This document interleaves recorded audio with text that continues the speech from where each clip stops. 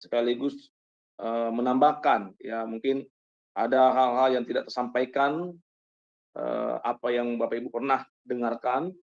Malam hari ini kita coba mengulas kembali ya supaya kita lebih memahami apa sih sebenarnya dalam Alkitab itu kan banyak kita kita apa namanya melihat ya gambar dan rupa Allah ya kan. Apa sebenarnya maknanya? Apa sebenarnya artinya? Apa sebenarnya korelasinya dalam kehidupan kita sebagai orang Kristen kan gitu. Oke, saya minta kita membuka di Kejadian 1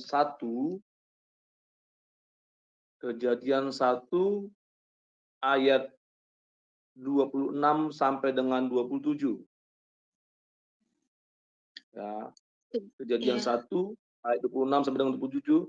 Ini saya dulu ya, Bu ya, membacakannya. Oh iya, Nanti Pak. Iya, ada silakan. bagian-bagian lagi, nanti saya minta salah seorang lagi membacanya. Ya, mari kita simak bersama-sama dan kami akan membacakan. Baiklah kita menjadikan manusia menurut gambar dan rupa kita, supaya mereka berkuasa atas ikan-ikan di laut dan burung-burung di udara dan atas ternak dan atas seluruh bumi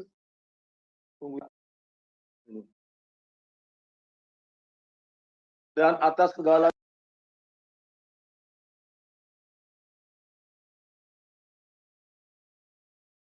Maaf Pak, Ya, di saya ulangi sekali mute lagi ya. Sorry. Anak saya lagi. Oke. Berfirmanlah Allah, baiklah kita menjadikan manusia menurut gambar dan rupa kita, supaya mereka berkuasa atas ikan-ikan di laut dan burung-burung di udara dan atas ternak dan atas seluruh bumi dan atas segala binatang melata yang merayap di bumi. Maka Allah menciptakan manusia itu menurut gambarnya, menurut gambar Allah diciptakannya dia, laki-laki dan perempuan diciptakannya mereka. Nah, di sini saudara kita melihat ya bahwa Allah ketika menjadikan atau menciptakan manusia ya, dia menjadikan manusia itu menurut gambar dan rupa kita, rupa Allah itu ya, Allah yang esa ya, Allah Tritunggal itu ya. Nah, kalau dalam bahasa Ibrani tadi seperti saya bilang tadi, Selem and the mood ya. Nah, apa maksudnya ketika manusia itu diciptakan menurut gambar dan rupa Allah, Selem and the mood. Nah, saudara, kalau kita melihat dari bahasa Ibrani, ya itu Selem, ya tulisannya itu T-S-E-L-E-M, Selem. Ya. Nah, kata ini berasal dari akar kata sal, ya berasal dari akar kata sal, yang berarti shadow, bayangan, ya bayangan.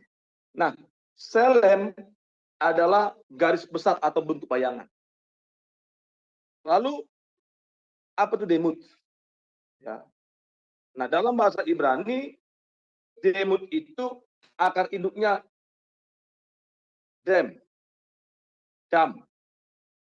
yang artinya darah, ya darah, blood, ya. Di mana seseorang yang diturunkan dari darah orang lain. Nah, seringkali ini didefinisikan mirip dengan yang diturunkan. Ya. Jadi kalau dari akar induknya dam, ya akar anaknya damah, yang berarti menyerupai. Ya. Jadi demut itu berarti kemiripan atau menjadi seperti sesuatu yang lain dalam tindakan atau penampilan. Itu kalau kita melihat dari akar katanya. Selem, akar katanya adalah sal, bayangan, atau dalam bahasa Inggrisnya shadow. Demut, itu akar katanya dam, ya, artinya darah. Ya, kalau demut berarti itu kemiripan. Nah, jadi saudara ketika Allah, ya, Allah Tritunggal itu menjadikan atau menciptakan manusia itu menurut gambar dan rupa Allah, berarti kalau secara definisi bahasa Ibrani tadi, bahwa Allah menciptakan manusia itu yang adalah seperti bayangan dan memiliki kemiripan dengan Allah itu sendiri, Sang Pencipta. Ya, kalau kita memakai dari akar kata Selem dan Demut. Jadi saudara kita harus memahami itu dulu. Ya. Nah, saya mau mengajak kita membaca di Kejadian 5 ayat 1 sampai dengan 3. Silakan salah seorang membacanya. Kejadian 5 ayat 1 sampai dengan 3. Kejadian 5 ayat Silakan. 1 sampai 3 ya Pak ya. Ya, Keturunan ya. Adam. Inilah daftar keturunan Adam pada waktu manusia itu diciptakan oleh Allah. Dibuatnyalah dia menurut rupa Allah. Laki-laki dan perempuan diciptakannya mereka. Ia memberkati mereka dan memberikan nama manusia kepada mereka pada waktu mereka diciptakan. Setelah Adam hidup 130 tahun, ia memperanakan seorang laki-laki menurut rupa dan gambarnya, lalu memberi nama Set kepadanya. Amin. Oke. Ya, perhatikan ya Bapak Ibu, Saudara. Di Kejadian 5 ayat 1 sampai dengan yang ketiga tadi, di situ juga ada kata rupa, gambar dan rupa. Di ayat 1 dikatakan inilah daftar keturunan Adam pada waktu manusia itu diciptakan oleh Allah, dibuatnyalah dia, Adam ini, manusia ini, menurut rupa Allah, demut Allah. Lalu di ayat yang ketiga dikatakan setelah Adam hidup 130 tahun, ia memperanakan seorang laki-laki menurut rupa dan gambarnya. Nya di sini Adam, manusia itu, atau orang tuanya, bapaknya. Ya. Lalu memberi nama Set kepadanya. Nah, saudara, di sini juga ada, kita perhatikan tadi, menggunakan kata Selem and Demut, ya, gambar dan rupa. Nah, kalau kita lihat di sini, saudara, tidak bertentangan dengan tadi Kejadian 1 ayat 26 sampai dengan 27. Kenapa, saudara? Ya, karena memang gambar itu, saudara, atau seleb itu adalah cerminan dari seluruh jiwa. Ya. Di mana hati dan pikiran kita. Ya. Nah, jadi kalau kita melihat, saudara, di Kejadian 1 tadi, ya, ketika Allah menjadikan manusia itu menurut gambar dan rupanya, di ayat 28 dia memberikan perintah kepada manusia. Ya, kan itu. Untuk apa? Untuk menjadi penakluk bumi dan penguasa atas segala sesuatu yang bergerak. Nah, jadi saudara di sini Allah mengharapkan agar manusia itu sama seperti Allah, gitu. Penjaga bumi yang sudah diciptakan oleh Allah, yang sudah dijadikan oleh Allah. Ya. Nah, menurut gambarnya, seperti apa yang Allah lakukan. Karena apa? Karena manusia itu gambarnya Allah, bayangannya Allah.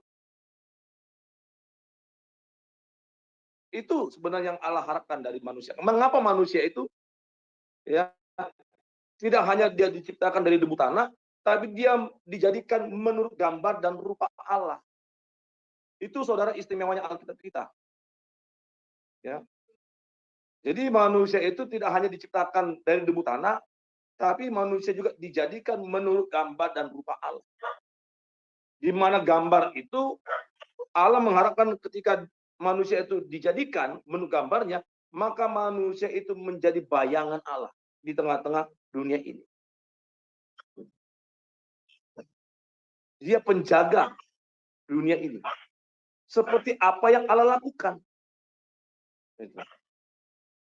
Nah, saudara, ya. Jadi kalau kita lihat, saudara, ketika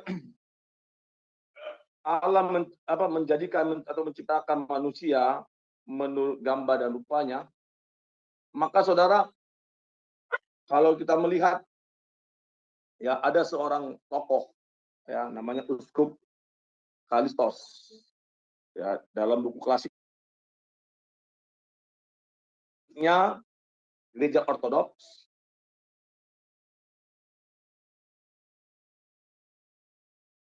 besar bapak gereja, ya, khususnya bapak gereja Yunani, istilah gambar dan rupa tidak memiliki arti yang persis sama. Ya. Jadi ungkapan menurut gambar, ya, kata John dari Damaskus, itu menunjukkan rasionalitas dan kebebasan. Sedangkan ungkapan menurut rupa atau demut itu menunjukkan asimilasi kepada Tuhan. Melalui apa? Melalui kebajikan. Ini, saudara. Kalau dalam bahasa Yunaninya itu ikon, ya, icon. Kita kan sering dengarkan icon. Nah, itu kalau memakai bahasa Yunani, ya, gambar rupa itu icon. Ya. Nah, saudara, ketika Allah menandakan, ya, memberikan kehendak bebas kepada manusia, ya, Allah memberikan akal budi kepada manusia. Allah juga memberikan rasa tanggung jawab moral kepada manusia. Jadi, saudara, segala sesuatu yang menandai manusia berbeda dari ciptaan Allah lainnya, seperti binatang, ya, dan lainnya, saudara. Nah, inilah yang membedakan, saudara, bahwa ketika Allah menjadikan manusia itu selem and demut, gambar dan rupa Allah, itu membedakan manusia dengan ciptaan Allah lainnya. Karena di dalam selem and demut itu, gambar dan rupa Allah itu juga berbicara tentang bagaimana manusia diberikan kehendak bebas, diberikan akal budi, diberikan tanggung jawab moral. Nah, binatang tidak punya, saudara.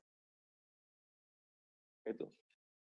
Binatang tidak punya kehendak bebas, tidak punya akal budi, tidak punya tanggung jawab moral. Tidak punya, saudara. Ya. Nah, gambar atau selem, saudara, lebih berarti bahwa kita juga adalah keturunan Allah. Jadi makna lain dari selem atau gambar itu hendak mengatakan bahwa kita juga adalah keturunan Allah. Coba dibacakan Kisah Para Rasul 27-28. Kisah Rasul 27 ayat 28.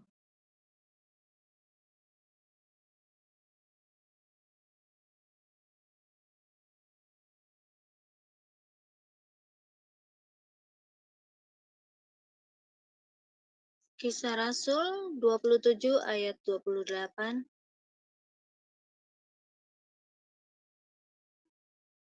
Lalu mereka mengulurkan batu duga, dan ternyata air di situ 20 depa dalamnya. Setelah maju sedikit mereka menduga lagi, dan ternyata 15 depa. Betul kah, Pak? Atau? Tunggu, saya dulu.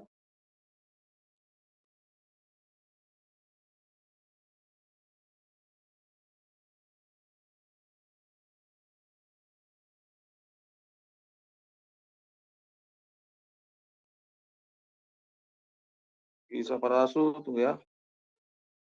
Iya. Kisah Para Rasul.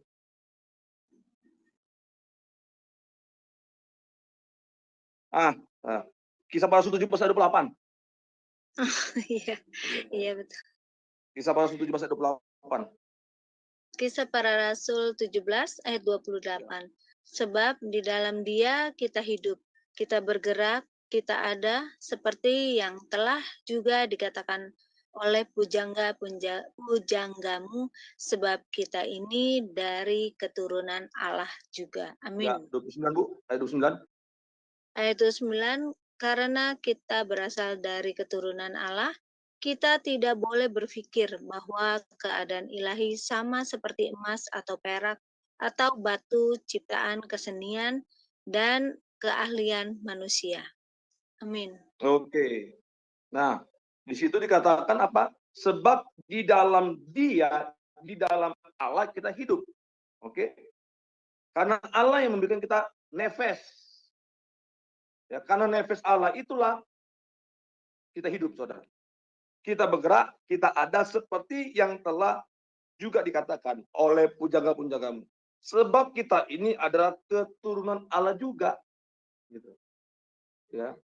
Nah, karena kita berasal dari keturunan Allah, kita tidak boleh berpikir bahwa keadaan ilahi sama seperti emas atau perak atau batu. Ciptaan kesenian dan karya manusia. Enggak, saudara. Kita bukan ciptaan manusia. Gitu loh. Ya. Tidak ada manusia yang bisa menciptakan kita, saudara. Tapi kita keturunan Allah. Saudara. Ya. Itu maksud apa makna juga bahwa kita adalah selem, gambar dari Allah, saudara. Ya. Nah, itu berarti bahwa antara kita dengan Allah itu ada titik temu. Ya. Ada kesamaan yang hakiki. Saudara. Makanya kenapa Allah itu menciptakan manusia itu tidak hanya dari debu tanah, tapi dijadikan menurut gambar dan rupanya. Rupa Allah itu, saudara. Ya. Itu, saudara. Nah, di sini, saudara, ya, kita juga melihat, saudara, dalam Kejadian 1 ayat 26 tadi, ya, itu menjadi contoh, saudara, ya, bahwa Selem and Demut, gambar dan keserupaan sebagai sesuatu yang saling berkaitan, saudara. Yang tidak bisa dipisahkan. Sama seperti tadi, ketika Adam juga menjadikan gambar dan rupa keturunannya, saudara. Yaitu anaknya Set. Nah, saudara, seperti tadi yang tulisan yang saya baca tadi, Uskup Kalistos, ya, dalam buku klasiknya Gereja Ortodoks, mengatakan bahwa kata gambar dan rupa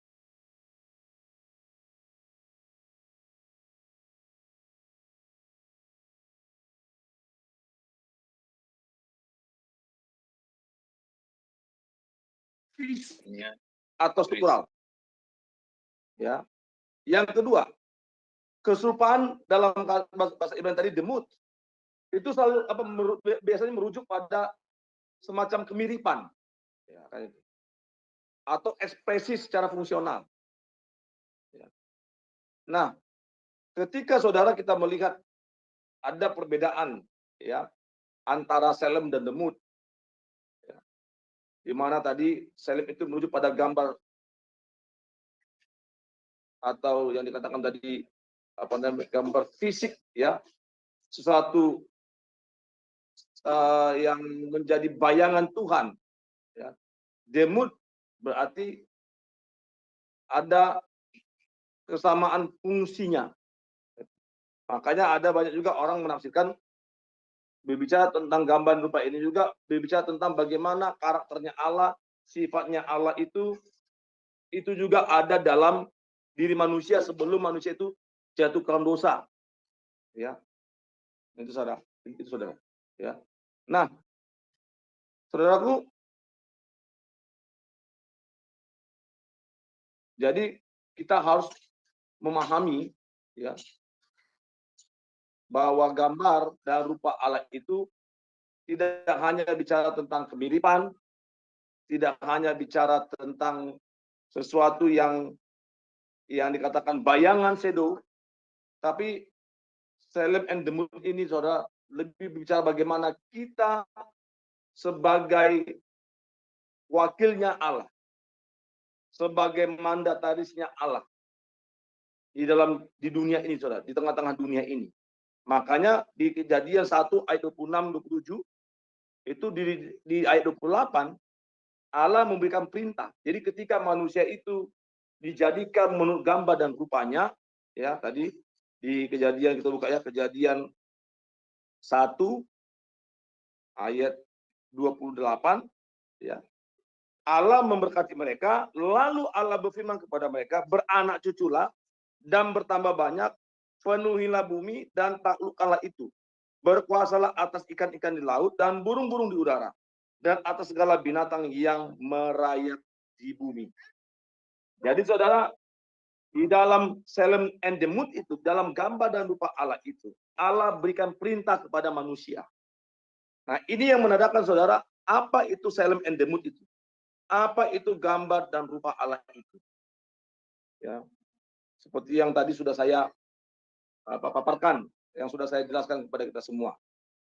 Ya, jadi saya tergelitik saudara ketika beberapa hal yang lalu itu kami berdiskusi dengan Malikil, ya Malikil di TikTok saudara, ya di mana ya Malikil ngotot mengatakan bahwa Bapak itu punya rupa, ya dia memberikan dalil itu tunggu ya dari Yohanes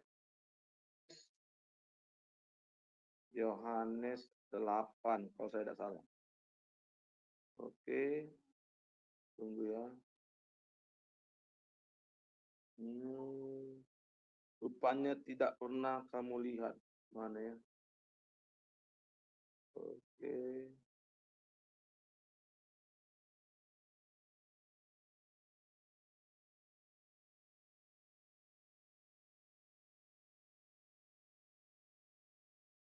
Lupa.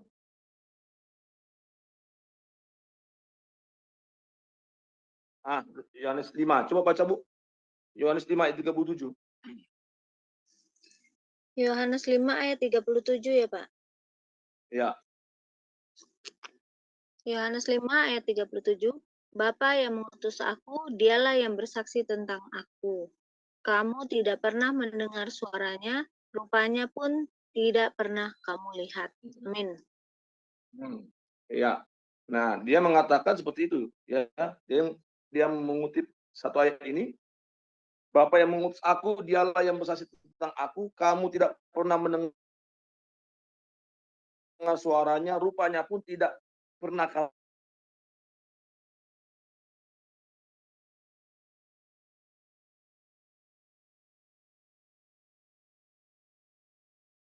rupa itu.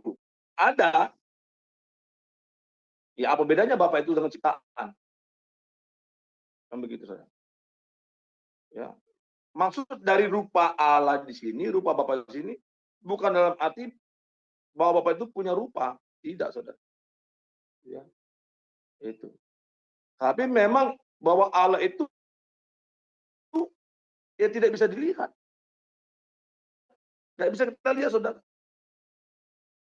Tidak ada seorang manusia pun yang bisa melihat Bapa. Tidak ada. Hanya Sang Firman sebagai anak tunggal Allah, yang adalah anak Allah yang bisa melihat Bapa. Kenapa? Karena Sang Firman itu sehakikat dengan Bapa sebagai Allah. Itu saudara.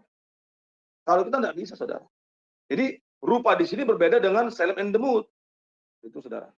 Ya, di dalam tadi di Kejadian 1 ayat 26-27 sama Kejadian 5 ayat ayat 1 dan ayat 3 tadi. Tidak sama, saudara. Ya. Nah, kalau kita mengacu, saudara, ya tadi ya, di dalam Kejadian 1 ayat 27, Kejadian 5 ayat 3, Kejadian 9 ayat 6, saudara. Maka dalam Perjanjian Lama, Selem and the Mood itu, saudara, gambar rupa Allah itu juga bisa merujuk kemuliaan dan kehormatan. Jadi sebelum manusia itu jatuh dalam dosa, saudara, di Kejadian 3, bahwa manusia itu memiliki kemuliaan dan kehormatan. Sama seperti Allah. Saudara. Ya. Nah, tetapi saudara, karena dosa, karena mereka memberontak kepada Allah, tidak mengikuti firman Allah, ya, ketetapan dan hukum yang diberikan Allah kepada mereka, bahwa mereka jangan memakan buah, tidak boleh makan buah pengetahuan yang baik dan buruk, sehingga mereka jatuhkan dosa. Nah, akhirnya saudara, Salem and the Mood itu rusak dan hilang, saudara. Kemuliaan itu hilang, saudara. Kekalahan itu hilang dari manusia. Makanya upah dosa dalam manusia, dalam kemanusiaannya, dalam kedagingannya, dia harus mati. Mengalami kematian. Sebagai upah ketidaktaatan, upah pemberontakan mereka terhadap ketentuan Allah, firman Allah, saudara. Ini, saudara. Nah, kalau kita lihat, saudara, di dalam perjanjian baru, ya, seperti yang saya katakan tadi, Icon, ya, kalau kita lihat di dalam 1 Korintus 11 ayat 7.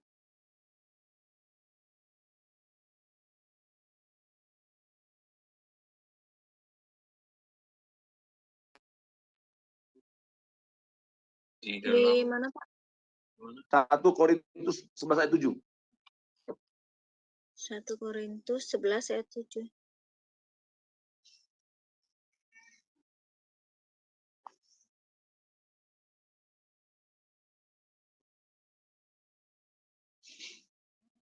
Sebab laki-laki tidak perlu menundungi kepalanya, ia menyinarkan gambaran dan kemuliaan Allah.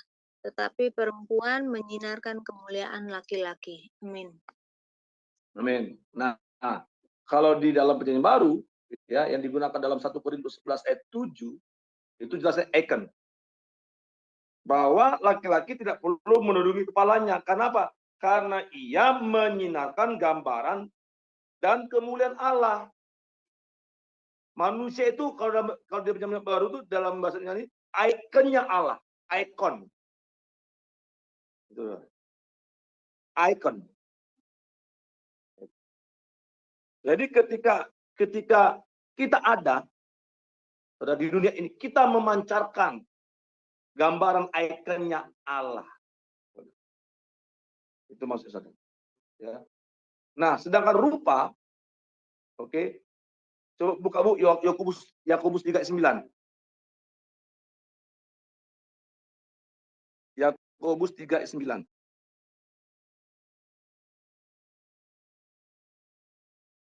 Yakobus Yakobus 3:9. pasal 3 ayat yang 9. Dengan lidah kita memuji Tuhan. Ya. Dengan lidah kita memuji Tuhan Bapa kita, dan dengan lidah kita mengutuk manusia yang diciptakan menurut rupa Allah. Amin. Ya. Amin. Di situ ada rupa, ya. Tadi icon di 1 Korintus 11 ayat 7 itu menggunakan kata icon, gambar, ya. Nah, di Yakobus 3 ayat 9 menggunakan kata rupa. Dalam bahasa Yunani-nya itu homoiosis. Homoiosis. Ya. Itu diterjemahkan kesamaan. Jadi dikatakan dengan lidah kita memuji Tuhan Bapa kita, dan dengan lidah kita mengutuk manusia yang diciptakan menurut kesamaan dengan Allah itu. Makanya saudara, kita tidak boleh mengutuk manusia. Gitu loh. Karena ketika kita mengutuk manusia, maka kita juga sama dengan hal mengutuk Allah yang sudah menciptakan menjadikan manusia. Makanya mengapa Yesus mengatakan jangan seorang pun mengatakan kafir kepada sesamanya. Tidak boleh, saudara. Tidak boleh. Karena kalau ketika kita mengatakan kafir kepada sama kita, berarti kita juga mengatakan kafir juga kepada Allah yang telah menjadikan kita, menciptakan kita. Makanya tidak boleh, saudara. Di Alkitab itu kita orang Kristen tidak boleh mengatakan kepada sesama kita, ya, manusia itu kafir. Tidak boleh, saudara. Itu jelas. Karena apa? Karena kita ini adalah homoiosos, ya. Dikatakan homoiosis. Memiliki kesamaan dengan Allah yang sudah menciptakan dan menjadikan kita. Makanya saudara, dalam penggunaan dalam perjanjian baru, ya, Salem and the Moon, icon dan homoiosis itu juga menunjukkan bahwa ada hubungan yang erat antara kedua kata itu yang tak terpisahkan itu. Itu saja. Ngerti ya? Aduh. Jadi ketika kita memahami makna gambar dan rupa itu, ya jangan pula kita memahami juga lah. Berarti kalau kita punya kemiripan, kesamaan, kita ini adalah bayangannya Allah, maka kita ini ada Allah. Tidak seperti itu, saudara. Ya, kita bukanlah Tuhan. Ya, kita bukanlah Allah yang maha besar itu. Ya, Allah yang esa itu bukan, saudara. Ya, kita juga sebagai manusia tidak mengambil bagian dari Tuhan. Kita juga manusia, artinya ketika kita memahami tentang Salem and the Moon, ya icon dan homoiosis atau gambar rupa Allah, berarti kita ini berasal dari Tuhan. Enggak juga, enggak seperti itu, saudara. Itu. Atau berasal dari Bapa, enggak seperti itu, saudara. Ya, kita ini tetap ada ciptaan Allah, saudara, dijadikan oleh Allah. Ya, kita bukan Tuhan, kita tidak mengambil bagian dalam diri Allah itu, kita juga tidak berasal dari Allah itu, saudara. Jadi pemahaman Salem and the Moon itu, ya, membedakan antara manusia dengan ciptaan yang lainnya. Ya. Manusia diciptakan untuk menjadi gambar Allah dan berdasarkan keberadaannya, ya, esensi manusia itu. Maka kita, saudara, diharapkan oleh Allah ketika kita dijadikan menurut gambar dan rupa Allah, kita menampilkan Tuhan atau Allah terus-menerus dalam hidup kita, saudara. Karena kita ada cerminan Allah itu, saudara. Nah, itu, saudara. Maknanya, saudara. Ya. Nah, gambar atau rupa itu, saudara, mendefinisikan bahwa kita sebagai manusia, ya, memiliki hubungan dengan ciptaan-ciptaan Allah lainnya. Bahwa kita yang dijadikan gambar dan rupa Allah, kita harus mencerminkan Allah itu, saudara. Makanya mengapa Adam dikasih perintah beranak cucu, bertambah banyak, penuhi bumi, taklukkan bumi itu. Ya. Jadi gambaran itulah yang meninggikan manusia dalam hubungannya dengan ciptaan lainnya. Dan menganugerahkan kita sebagai manusia suatu kemuliaan yang memungkinkan kita untuk memenuhi peranan kita dalam hubungan dengan ciptaan. Ini, saudara. Ya. Kekuasaan yang diberikan oleh Allah kepada kita, ya, untuk kita menguasai ciptaan. Dan kita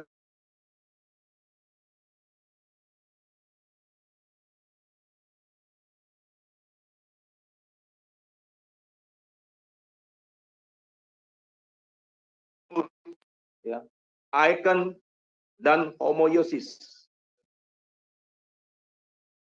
Itu, saudara. Ya, jadi mari kita memahami tentang Salem and the Moon itu, saudara. Jadi karena memang banyak juga ada banyak orang yang tidak memahami tentang gambar dan rupa Allah itu. Oke, sampai sekian, saudara. Ya, lebih dan kurang saya mohon maaf. Tuhan Yesus memberkati kita semua. Halo. Saya kembalikan kepada host, silakan. Baik, terima kasih Pak Bagus buat penjelasannya pada malam hari ini. Baik, sebelum kita masuk ke diskusi atau tanya jawab, saya akan membacakan channel-channel yang menyiarkan pembelajaran kita pada malam hari ini. Silakan, Bro.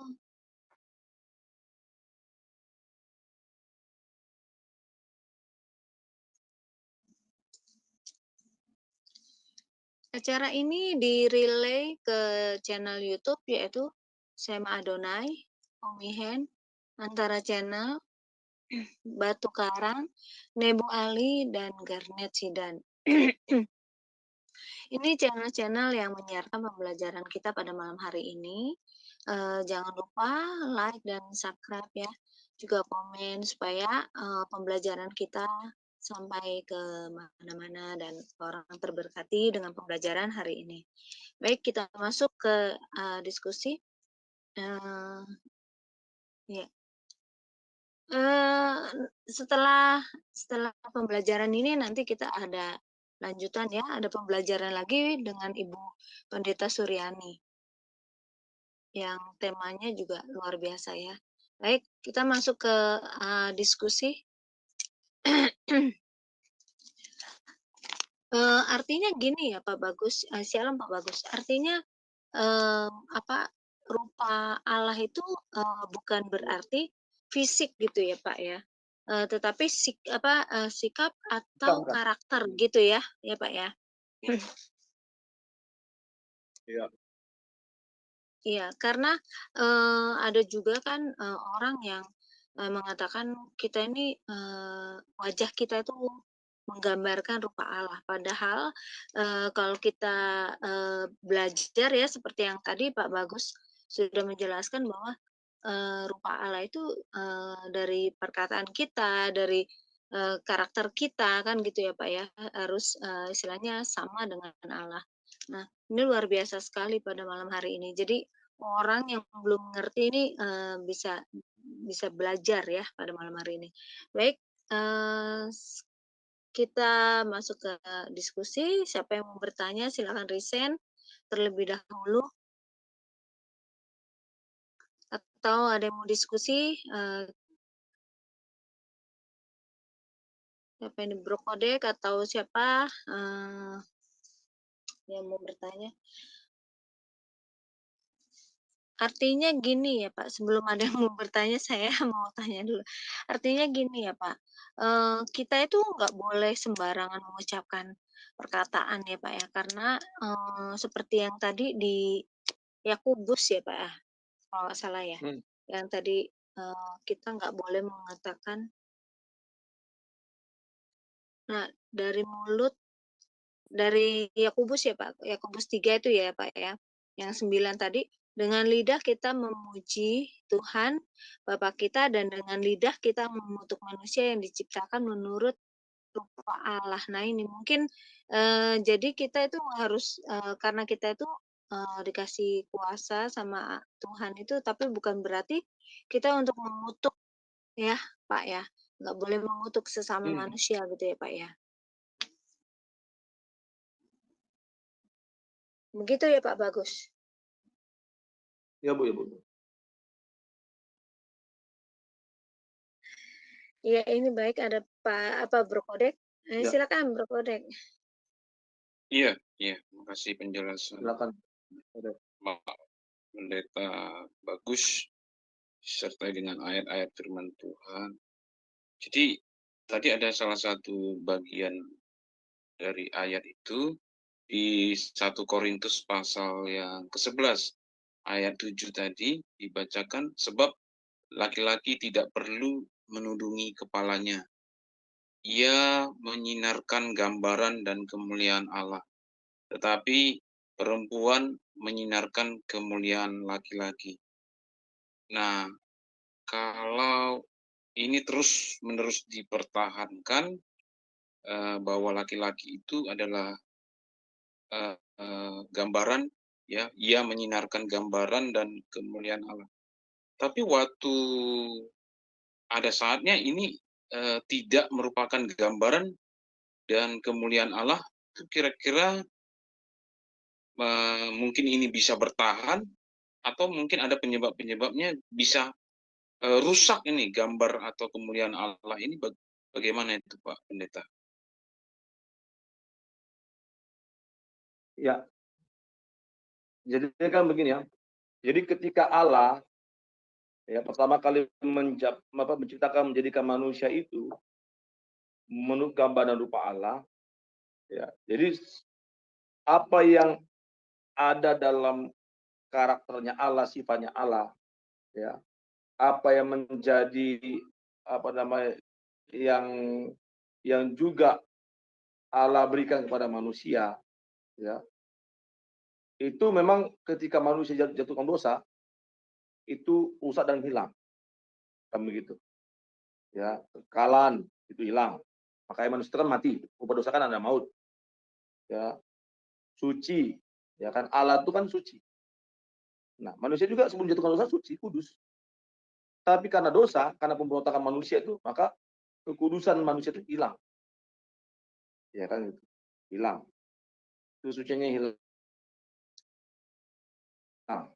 Ya. Nah, sebagian rusak. Apa itu? Kasih, keadilan, kebenaran, kan gitu. Makanya manusia kan akibatnya apa? Kain membunuh Habel. Kan seperti itu. Ya, itu akibat dosa itu. Ya. Tidak usah diajari pun manusia melakukan dosa, naluri dosa itu ada dalam diri manusia. Nah, itu yang diwarisi. Ya.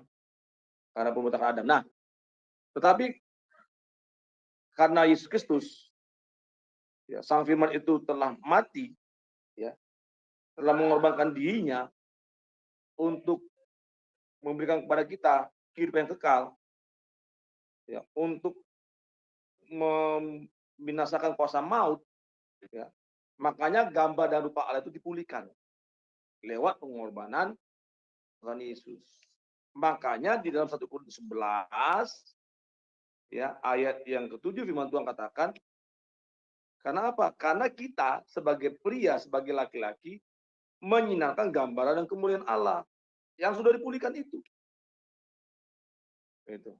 Yang tadi awalnya rusak, hilang, ya, lewat pengorbanan Tuhan Yesus di atas kayu salib, ya, maka gambar dan rupa Allah itu, selem and the mood-nya Allah itu dipulihkan kembali. Itu. Makanya dikatakan dosa tidak berkuasa lagi. Ya. Itu. Kasih kita dipulihkan, keadilan kita dipulihkan, kebenaran kita dipulihkan. Ya kan gitu. Kita memperoleh hidup yang kekal, ya. Itu. Kita dijadikan oleh apa, kita dibenarkan dalam iman kita. Kita dijadikan kudus oleh Tuhan lewat pengorbanannya, darahnya, menyucikan kita, mengkuduskan kita. Makanya di ayat 1 Korintus 11 ayat 7, kita tidak perlu lagi menundungi kepala kita. Karena tidak ada lagi pembatas itu, penghalang pun tidak ada lagi. Itu. Ya, kuasa gitu. Kepala itu kan bicara tentang kuasa. Karena kita sudah dipulihkan. Dosa tidak berkuasa lagi. Nah, itu. Makanya kita menyinarkan gambaran dan kemuliaan Allah. Karena kita sudah dipulihkan. Itu. Nah, perempuan menyinarkan kemuliaan laki-laki. Itu Pak Kodek. Ya. Jadi memang di dalam 1 Korintus 11 itu seperti itu. Makanya dikatakan digunakan kata icon, ya kan? Menyinarkan gambaran ikonnya Allah. Kan begitu. Ikonnya Allah. Setelah kita dipulihkan, maka kita sebagai laki-laki pria, ya, kita menjadi ikonnya Allah. Mana Pak Kodek? Iya, ya. Makanya ini Pak Pendeta, ada keterkaitan memang waktu tergodanya perempuan, ya perempuanlah yang pertama-tama tergoda dan jatuh ke dalam dosa, sehingga membuat semakin tunduk pada laki-laki. Nah, kalau dosa sudah merusak pada waktu itu di Taman Eden. Nah, kalau kan ini kan gambaran kemuliaan Allah, berarti hubungan suami istri itu mesti menjaga tetap gambaran dan kemuliaan Allah ini jangan pernah rusak, gitu kan? Apakah karena dosa, apakah karena hal-hal yang berkaitan dengan dosa lain? Berarti ini membuat mereka harusnya tidak menyalahgunakan kebebasan, ya di mana mereka kan diperintahkan saling mengasihi sebagai suami istri. Nah, maksudnya ini perlu apa lagi Pak supaya ini tetap gambarannya itu utuh, tetap kemuliaannya itu bersinar, gitu Pak. Ya, jadi ya kita sebagai, kalau ini dalam konteksnya sebagai pria, sebagai laki-laki, ya kita memiliki karakter yang semakin serupa dengan Kristus. Gitu loh. Jadi kita harus mencerminkan ya Kristus itu, Tuhan itu gitu. Karena kita adalah ikonnya Allah. Gitu loh. Ikonnya Allah. Jadi ketika kita sudah dimerdekakan dari dosa, ya kuasa maut sudah dikalahkan, dipatahkan, kuasa dosa sudah dipatahkan, maka kita tidak terikat lagi gitu loh. Nah, sebelum pengorbanan Yesus, ya kita masih terikat, manusia itu masih terikat dengan dosa. Tidak bisa lepas gitu loh. Jadi kuasa maut itu sudah dalam diri manusia. Tapi ketika pengorbanan Kristus Yesus di atas kayu salib, nah itulah makanya kenapa Yesus mengatakan sudah selesai. Kan begitu.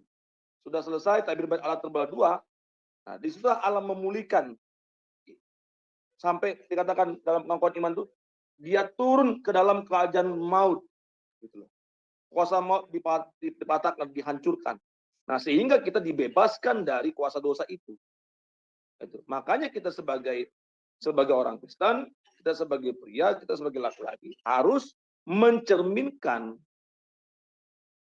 Tuhan dalam kehidupan kita. Kan ada kan ayat kita mengatakan hendaklah engkau semakin serupa dengan Kristus. Itu loh. Itu. Jadi kita harus semakin serupa. Ya, istilah itu setiap hari itu ya kita harus bisa memperbaharui hidup kita gitu loh. Ada hal-hal yang baru kita lakukan. Diperbaharui, bertobat, ya kan? Sampai kapan ya? Sampai Tuhan panggil kita. Gitu. Jadi itu proses gitu. Ya, tidak ada orang mengatakan, "Oh, aku sudah stop bertobat." Nggak bisa, Saudara.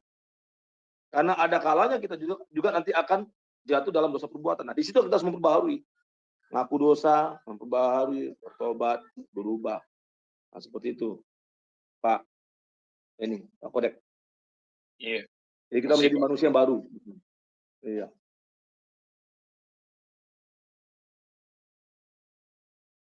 Iya, bagaimana Bro Kodek? Oke, Ibu. Oh, thank you. Iya, sama-sama.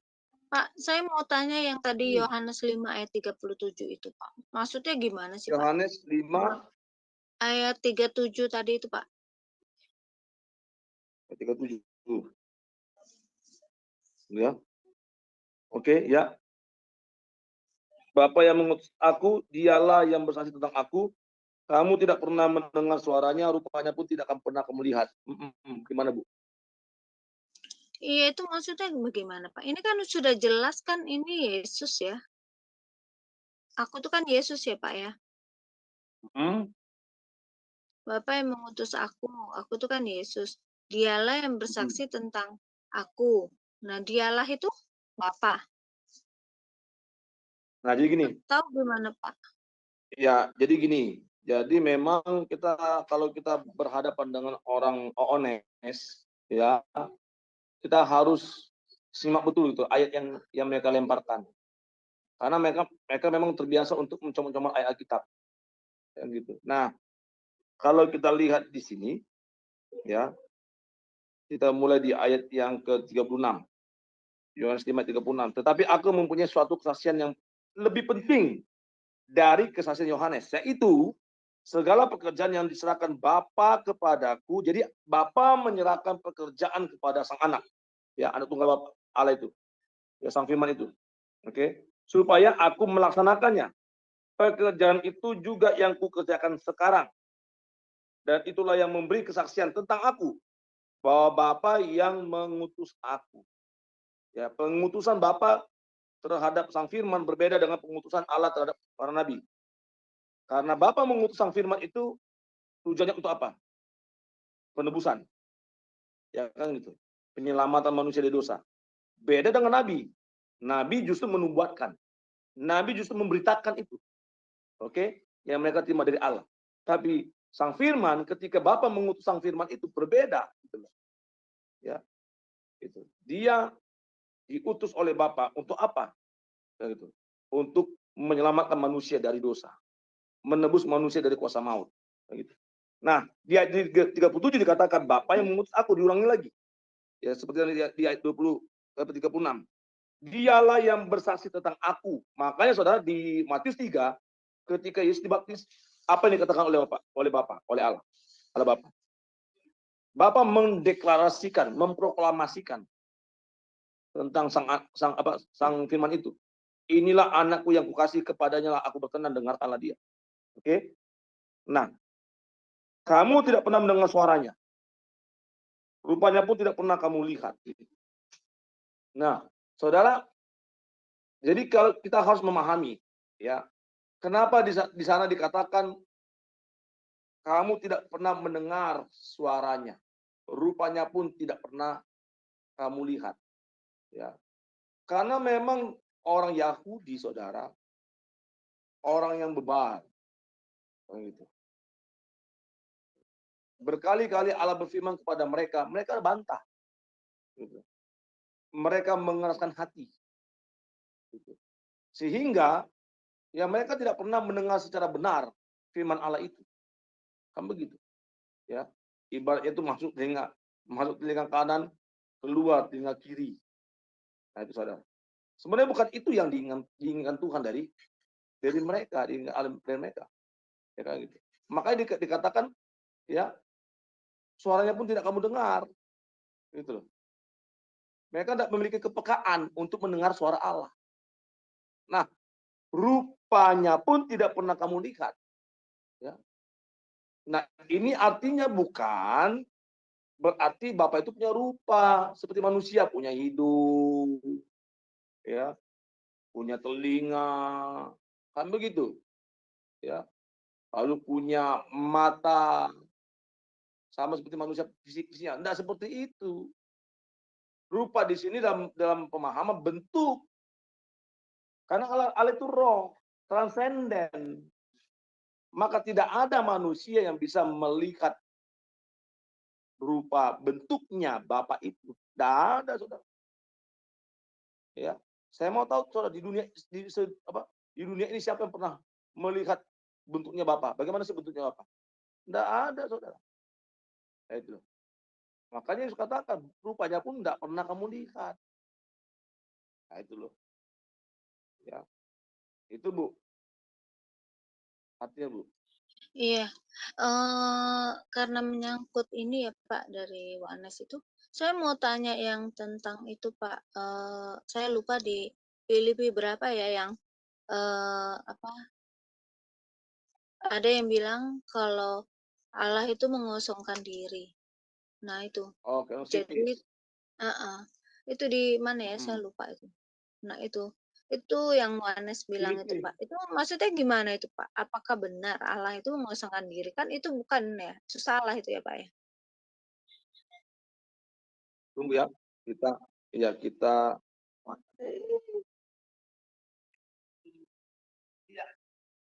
tunggu ya, Oh iya tunggu ya, ini. mengosongkan dirinya. Mengosongkan diri. Filipi 2:7. Iya ini Pak, ini Oke. gimana nih Pak Makasih maksudnya ya. Pak? Saya kurang Nah, jadi paham ini. kita gini. Jadi kita mulai baca, jangan kita hanya comot ayat 7 ya. Kita mulai baca ayat yang kelima. Ya.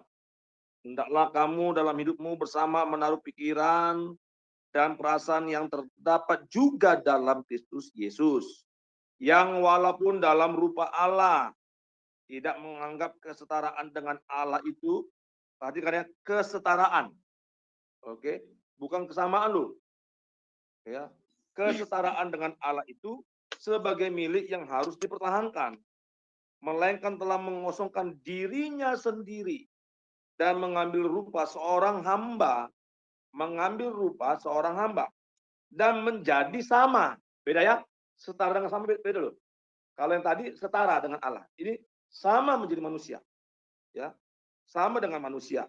Dan dalam keadaan sebagai manusia, ia telah merendahkan diri dan taat sampai mati, bahkan sampai mati di kayu salib. Ayat 9. Itulah sebabnya Allah sangat meninggikan dia dan mengaruniakan kepadanya nama di atas segala nama. Nah ini, saudara, saya sering kali mengatakan ini. Kalau kita baca Alkitab tentang Allah, pahami dua hal. Yang pertama, Allah dalam Alkitab berbicara tentang hakikat. Yang kedua, Allah berbicara merujuk pada pribadi Bapa. Oke? Pribadi Bapa. Nah, di ayat yang ke-6 dikatakan yang walaupun dalam rupa Allah tidak menganggap kesetaraan dengan Allah itu sebagai milik yang harus dipertahankan. Nah, ketika bicara tentang kesetaraan dengan Allah, bahwa Sang Firman itu setara dengan Allah, Allah di sini bicara tentang pribadi Bapa. Yang walaupun Sang Firman itu setara dengan Bapa, oke, dalam hakikat mereka sebagai Allah, yang adalah Allah, yang tadi kata rupa Allah, ya, itu dia mengosongkan dirinya. Bahwa Sang Firman itu mengosongkan dirinya, yang adalah hakikat Allah itu, yang tak terbatas itu, yang sama dengan Bapa, yang setara dengan Bapa, yang sama hakikatnya sebagai Allah, yang tak terbatas itu, dia mau menjadi seorang hamba manusia, sama dengan manusia yang terbatas. Manusia itu terbatas, Bu, saudara. Tidak ada manusia yang tak terbatas. Manusia itu terbatas. Hanya kita mengalami letih, lelah, emosi, ya, capek, tidur, makan, minum, dan lain sebagainya. Jadi saudara, Sang Firman yang adalah Allah itu dalam hakikatnya, dia mengosongkan diri yang tadinya awalnya dia tak terbatas, dia mau menjadi sama seperti manusia yang terbatas. Makanya kenapa Yesus itu punya dua natur. Dalam kemanusiaannya dia letih, ya dia memiliki terbatas loh. Ya. Dia letih, dia ngantuk, dia tidur, dia lapar, dia haus. Itu saudara. Kalau seperti kata orang Ones, Yesus itu apa? Tentunya Yesus tidak merasakan lapar, tidak merasakan haus. Ketika dia disalib, dia haus. Ketika disalib, dia mati dalam kemanusiaannya. Saudara. Kalau Yesus adalah Bapa, Bapa tidak akan bisa mati, saudara. Siapa yang bisa membinasakan Bapa? Tidak ada, saudara. Gitu. Tapi karena Sang Firman yang tadinya tak terbatas, yang adalah Allah, dia mau membatasi dirinya sama seperti manusia yang terbatas, saudara. Makanya dalam kemanusiaan Yesus dicobai oleh iblis. Tapi dalam kemanusiaan Yesus tidak melakukan dosa. Itu bedanya itu bedanya Yesus dengan manusia kita, saudara. Itu, saudara. Jadi itu maknanya mengosongkan diri. Bukan dalam arti Bapa yang mengosongkan diri. Tidak bisa, saudara. Gitu. Makanya kenapa Bapa itu yang ada sumber dari segala itu, dia mengutus logosnya, firmannya, hikmatnya, kecerdasannya menjadi manusia mengambil wujud daging. Yang terbatas ini, saudara. Kalau Bapak tidak bisa, saudara, tidak bisa. Orang dia sumber. Bagaimana saudara sumber yang maha itu, saudara? Dia mau mengambil manusia yang terbatas, menjadi manusia yang terbatas. Tidak bisa, saudara. Tidak bisa. Mustahil bin mustajab. Saudara. Ya. Nah, makanya kenapa Bapak itu mengutus firman-Nya, gitu. Logosnya itu yang Bapak utus untuk mengambil wujud manusia dalam kedagingan, saudara. Menjadi terbatas. Bahkan dikatakan mati sampai mati di atas kayu salib. Yang pada hari ketiga dia bangkit dari antara orang mati. Dia bangkit dengan tubuh kemuliaannya. Nah itu, saudara. Itu, Bu. Gimana, Bu? Ya artinya Halo? ini bukan Allah ya Pak ya, tetapi firman-Nya ya yang mengosongkan diri. Nah itu, Bu. Jadi Ibu juga harus memahami, Bu. Allah, Yesus itu Allah. Iya Allah. Tapi dia bukan Bapa. Jadi gini, Bu. Bedakan ya. Bedakan hakikat dengan pribadi. Oke, kita orang tunggal tahu nih membedakannya. Mana bicara tentang hakikat, mana bicara tentang pribadi. Yang menuju kepada Bapa. Kalau bicara tentang hakikat, itu Allah. Yes. Hakikatnya Allah. Gitu. Sama seperti kita. Tubuh saya hakikatnya manusia. Iya, tubuh saya hakikatnya manusia. Tapi tubuh saya bukan jiwa saya. tubuh saya bukan roh saya. Betul. Gitu loh. Tapi tubuh, jiwa, dan roh saya hakikatnya manusia. Itu. Yesus hakikatnya Allah. Yes. Tapi dia bukan Bapa. Makanya bisa dibedakan, tapi tidak bisa dipisahkan. Roh Kudus Allah. Yes. Tapi Roh Kudus bukan Bapa. Itu. Nah itu. Tapi firman dan Roh Kudus bersumber dari Bapa itu. Yang adalah sumber dari sesuatu. Sumber dari segala sesuatu. Iya. Gitu, Bu. Silakan. Iya. Karena waktu itu saya ditanyain ayat ini, saya bingung. Dan saya memang nggak ngerti ya, Pak. Makanya saya, oh, tetapi saya nggak percaya sih, waktu dia bilang, Allah mengosongkan diri. Kalau Allah mengosongkan diri berarti, sama dengan RT 6 dong ya, Pak, ya, bahwa, surga itu kosong gitu kan. Kalau memang Allah mengosongkan apa, maksudnya Allah, mengosongkan diri dan dia menjadi manusia. Lah itu kan udah salah ya, Pak, ya, berarti ya? Udah nggak bener itu ya? Iya iya iya. Itu aja sih, Pak. Suaranya Pak belum dibuka Pak, mute-nya. Ini, Bu. Ya, makanya di ayat 8 dikatakan tadi, dan dalam keadaan sebagai manusia, gitu. Ia telah merendahkan dirinya. Jadi Sang Firman itu merendahkan dirinya serendah-rendahnya loh, menjadi sama seperti manusia. Gitu. Karena kalau Sang Firman itu ya diimani sebagai Bapa tidak mungkin bisa mati di kayu salib, tidak bisa, tidak mungkin. Karena disebutkan dan taat sampai mati, bahkan sampai mati di kayu salib. Siapa yang bisa menyalibkan Bapa? Bapa itu transenden. Ya kan gitu. Kan begitu. Jadi Bapa itu tidak bisa disamakan sama seperti manusia, tidak bisa, Bu. Tapi Sang Firman menjadi sama. Gitu. Beda ya. Gitu. Bapa tidak bisa menjadi sama dengan manusia, tidak bisa. Tapi Sang Firman bisa menjadi sama seperti manusia. Gitu loh. Iya, Pak. Jadi artinya Allah itu, apa, maksudnya kan Bapa itu kan pencipta ya, Pak. Nah itu, mereka kan, selalu bilangnya, pencipta itu bisa jadi apa aja karena dia menciptakan. Nah itu sebenarnya udah salah ya, Pak, ya, kalau, mengatakan seperti itu. Masa pencipta menjadi ciptaan, nggak mungkin ya, Pak, ya. Iya, tidak Itu udah bisa. salah. Nanti seperti kayak orang SSE, ya kan Unitarian. Berarti Iya. kalau Yesus itu adalah Bapa, berarti Yesus ciptaan juga loh. Karena bagi SSE kan Yesus itu kan Iya ciptaan, bukan Allah. Suatu iya, Allah. betul. Mhm. Iya. Mau itu kita mengimani Bapa itu ciptaan. Kan Iya, betul kacau itu betul. jadi. Udah Iya. salah itu ya, Pak, ya, kalau kayak gitu ya. Oke. Iyalah. Iya. Baik, siapa yang masih mau bertanya atau, nggak ada ya? Sudah tidak ada yang mau bertanya? Kita akhiri saja atau bagaimana Pak Bagus? Atau mau dilanjutkan materinya?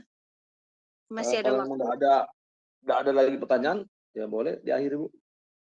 Karena kan Baik. nanti Ibu Suryani ya, nanti jam 9 ya. Iya, betul. Oke. Iya, terima kasih Pak Bagus buat materinya pada malam hari ini. Luar biasa ya, temanya yaitu rupa Allah dalam Kejadian 1 ayat 26. Wah, luar biasa. Terima kasih Pak Bagus buat materinya dan terima kasih juga buat teman-teman yang berada di Zoom dan di live chat. Baik, kita akhiri pembelajaran kita pada malam hari ini dan jangan lupa, saksikan lagi pembelajaran kami atau ikut bergabung belajar bersama kami di hari Rabu jam yang sama ya Pak Bagus ya, jam Ya. 7.30 ya Pak, dengan tema yang luar biasa. Baik, terima kasih, semuanya, Tuhan Yesus berkati. Kita akhiri, saya minta kesediaannya Pak Bagus, closing statement-nya dan doa penutup juga doa berkat. Silakan Pak Bagus. Oke, terima kasih saudara, baik yang ada di Zoom maupun yang menonton lewat YouTube. Ya, satu hal yang harus kita ketahui bahwa kita ini adalah manusia yang tidak hanya diciptakan dari tubuh tanah, tetapi Allah menjadikan kita menurut gambar dan rupanya. Ya. Salem and the mood. Ya, bagaimana kita serupa dengan Allah. Ya, maka memang ketika manusia jatuhkan dosa, gambar dan rupa Allah itu Salem and the mood-nya Allah itu, Yahweh itu hilang dan rusak. Tetapi ketika Sang Firman itu, Yesus itu datang ke dunia, dia mati dan sekali dia bangkit, maka Salem and the mood itu, gambar dan rupa itu Allah itu dipulihkan. Makanya Yesus katakan kepada kita supaya kita semakin serupa dengan Dia, ya, dengan Tuhan itu. Maka mari saudara, sampai Tuhan manggil kita, ya, berubahlah oleh pembaharuan budi. Mari kita semakin serupa dengan Kristus, memperbaharui hidup kita hari demi hari, semakin berkenan di hadapan Tuhan, dan mari kita semakin melakukan apa yang menjadi kehendak Tuhan dalam kehidupan kita. Dan jangan lupa, mari kita terus memberitakan kabar baik, kabar keselamatan, firman Tuhan kepada setiap orang, agar semua orang dapat mengenal Yesus Kristus. Terima kasih. Kalau ada kata-kata saya yang mungkin